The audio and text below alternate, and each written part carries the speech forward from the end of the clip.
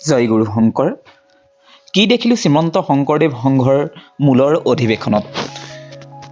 দেখিলোঁ এজাক যুৱ প্ৰজন্ম, যি পৰিৱৰ্তনৰ ধামখুমীয়াত নিজক উটুৱাই নিদি নিজৰ কৃষ্টি সংস্কৃতিক আঁকোৱালি লৈ আধ্যাত্মিকতাৰ দিশেৰে ধাৱমান হৈছে। নেদেখিলোঁ এজনো আহোম, কোচ, কাছাৰী, ৰাভা, মিচিং, কলিতা, ব্ৰাহ্মণ। দেখিলোঁ মাথো ভকত, জাতি বৰ্ণ নিৰ্বিশেষে একেলগে গুৰু কীৰ্তন কৰিছে, একেলগে বহি অন্ন গ্ৰহণ কৰিছে। লক্ষ লক্ষ ভকতৰ সমাগম হোৱা এই অধিৱেশনত নেদেখিলোঁ হাই কাজিয়া, দেখিলোঁ মাথো শৃংখলাবদ্ধভাৱে ভকত সেৱা কৰি যোৱা এজাক যুৱক যুৱতী, কেন্দ্ৰীয় সেৱা বাহিনী। অধিৱেশনত নেদেখিলোঁ ধনী দুখীয়াৰ তুলনা কৰা মাপকাঠি, তাৰ পৰিৱৰ্তে দেখিলোঁ অসমৰ স্বয়ং মুখ্যমন্ত্ৰীগৰাকীও মজিয়াত বহি ভকতৰ সংগ দিয়া। নিস্বাৰ্থ ভকতি বা নিস্বাৰ্থ কৰ্ম, এই শব্দ দুটা শুনিবলৈহে পাইছিলোঁ, জীৱনত দেখা পোৱা নাছিলোঁ। কিন্তু আপুনি আহক, শ্ৰীমন্ত শংকৰদেৱ সংঘৰ মজিয়াত আপুনি দেখিবলৈ পাব নিস্বাৰ্থভাৱে কেনেকৈ কাম কৰা হয়।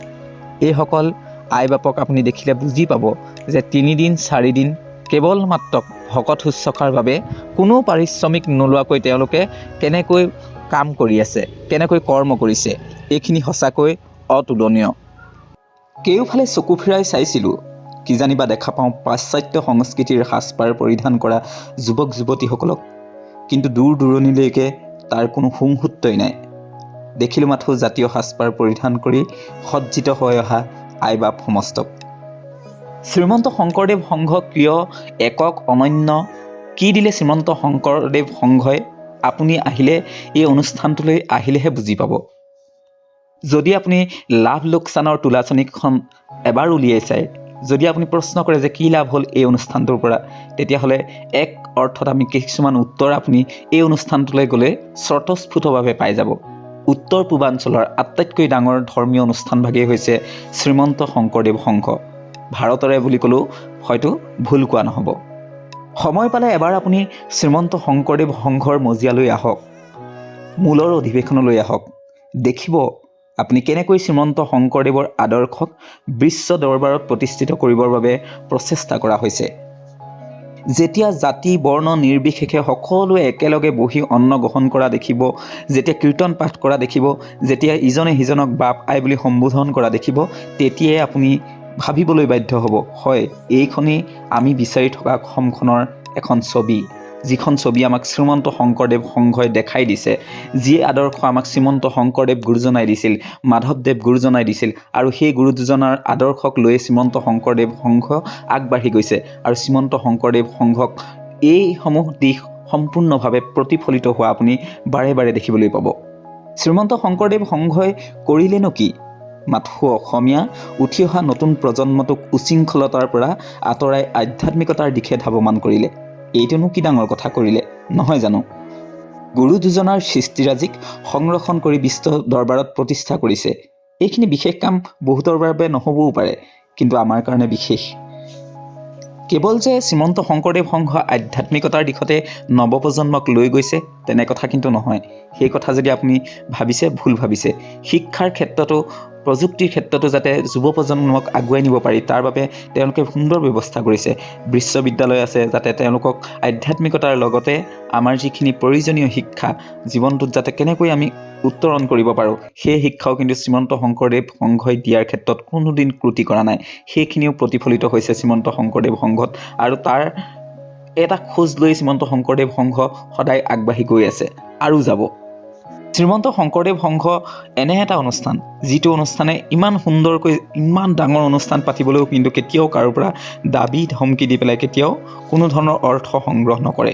আমি বুকুত হাত থৈ ক'ব পৰা এটা অনুষ্ঠান, যি অনুষ্ঠানটোৱে কেৱল মাত্ৰ নিজৰ যিসকল সংগী আছে, যি শ্ৰীমন্ত শংকৰদেৱ সংঘৰ ভিতৰত আছে, তেওঁলোকে নিজাববীয়াকৈ যিখিনি অৰ্থ দিয়ে সেইখিনিৰে যেনেকৈ পাৰে তেওঁলোকে অনুষ্ঠানটো কৰে। কিন্তু এই আপাহতে এটা কথাও ক'ব লাগিব যে বহু এনেধৰণৰ ব্যক্তি আছে যিসকলে এই অনুষ্ঠানটোৰ প্ৰতি খুব তেওঁলোক আস্থা আছে, বিশ্বাস আছে আৰু তেওঁলোকে এই আদৰ্শৰ প্ৰতি অনুপ্ৰাণিত হয়। সেইকাৰণে তেওঁলোক সংঘত নাথাকিলেও কিন্তু আৰ্থিকভাৱে সহায় কৰে। সেইখিনি তেওঁলোকৰ একান্তই স্বতঃস্ফূৰ্তভাৱে দিয়া অৰিহণা।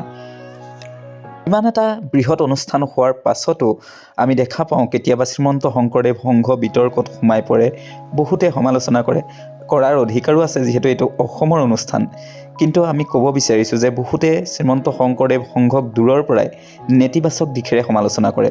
নেতিবাচক দিশেৰে সমালোচনা কৰাৰ আগত এই অনুষ্ঠানটোৰ ভিতৰত এবাৰ আপুনি সোমাই চাওক, তেতিয়া হয়তো আপোনাৰ চিন্তাধাৰা সলনি হ'ব। প্ৰত্যেকটো সংগঠনৰে, কেৱল শ্ৰীমন্ত শংকৰদেৱ সংঘৰ কথা মই কোৱা নাই, প্ৰত্যেকটো অনুষ্ঠানৰ এখন নিৰ্দিষ্ট সংবিধান থাকে আৰু এই সংবিধানখনৰ আওতাত থাকি সকলোৱে কাম কৰিব বিচাৰে। যেতিয়াই আওতাৰ পৰা বাহিৰ হয় তেতিয়াই হয়তো কেতিয়াবা সেই অনুষ্ঠানখিনিয়ে তেওঁলোকৰ যিখিনি সাংবিধানিক কাম সেইখিনি তেওঁলোকে কৰিবলৈ বাধ্য হয়। শ্ৰীমন্ত শংকৰদেৱ সংঘও কেতিয়াবা তেনেকুৱা আমি ঘটনা দেখিবলৈ পাইছোঁ বা বেলেগ অনুষ্ঠানতো এইটো হয়। কিন্তু এইখিনিতে আমি জনাব বিচাৰিছোঁ যে যিকোনো এটা অনুষ্ঠান, সেয়া যি অনুষ্ঠানেই নহওক, সেই সংবিধানখন মানি চলিব পৰাটো বা নোৱাৰাটো সেইটো সম্পূৰ্ণ নিৰ্ভৰ কৰে সেই ব্যক্তিজনৰ ওপৰত। কোনো এটা অনুষ্ঠানত আপুনি গৈছে, সংবিধানখন আপুনি পঢ়িছে কিন্তু আপুনি তাক মানি চলিব পৰা নাই। আমিও বহু ক্ষেত্ৰত নোৱাৰোঁ। সেইকাৰণে কেতিয়াও আমি নকওঁ যে আমি একেবাৰে সম্পূৰ্ণৰূপে মানি চলিব পাৰিছোঁ। ক'ৰবাত হয়তো উজুতি আমি নিজেই খাইছোঁ, কিন্তু সেই বুলি এটা অনুষ্ঠান কেতিয়াও ভুল হ'ব নোৱাৰে। ব্যক্তি বিশেষ ভুল হ'ব পাৰে, সেই কথাটো আমিও স্বীকাৰ কৰোঁ। কাৰণ আমি মূৰ্খমতি, আমি একো নাজানো, অধম হয়, আমি কেতিয়াবা বাৰে খোজে প্ৰতি অপৰাধ হয়। সেইকাৰণে আমি ক'ব বিচাৰোঁ যে যিকোনো এটা অনুষ্ঠানতে, সেয়া কেৱল শ্ৰীমন্ত শংকৰদেৱ সংঘ, কোনোবা এটা যদি অনুষ্ঠানত আমি সোমাইছোঁ, সেই সংবিধানখন আমি পঢ়িব লাগে আৰু সেই সংবিধানখনৰ পাৰিলে আমি 100% কৰিবলৈ চেষ্টা কৰিব লাগে। নোৱাৰিলেও আমি তাক হয়তো আমি চেষ্টা কৰিছোঁ যে আমি যিমানখিনি পাৰোঁ নিজক সেই সংবিধানখনৰ আওতাত থাকি কাম কৰিব পাৰোঁ। কেতিয়াবা তাৰে মাজতে কোনো ব্যক্তি বিশেষৰ ভুল হৈ যায়, যিকোনো ক্ষেত্ৰত হ'ব পাৰে, সেইটোকে আমি কেতিয়াবা হয়তো আলোচনাৰ প্ৰসংগলৈ আনি আমি এটা অনুষ্ঠানক বদনাম কৰিবলৈ চেষ্টা কৰোঁ। কিন্তু আমি কৈছোঁ, যিসকলে ভাবে শ্ৰীমন্ত শংকৰদেৱ সংঘ কেনেকুৱা হয়, এবাৰ আহক শ্ৰীমন্ত শংকৰদেৱ সংঘৰ মজিয়ালৈ আহক, ইয়াৰ মূলৰ অধিৱেশনলৈ আহক, দেখিব আপোনাৰ চিন্তা, আপোনাৰ ধাৰণা, আপোনাৰ এই অনুষ্ঠানটোৰ প্ৰতি থকা ভাৱ হয়তো তুলনামূলকভাৱে আপোনাৰ সলনি হৈ যাব। আপুনি যদি এতিয়া বুজি পাইছিলে 10%, হয়তো এই অনুষ্ঠানটোলৈ অহাৰ পাছত এই অনুষ্ঠানটোক আপুনি 50%, 60% বেছিকৈ বুজি পাব। তেতিয়া হয়তো আপোনাৰ চিন্তাধাৰা আকৌ নতুনকৈ ভাবিবলৈ বাধ্য হ'ব, হয় শ্ৰীমন্ত শংকৰদেৱ সংঘৰ প্ৰয়োজনীয়তা কি। ধন্যবাদ।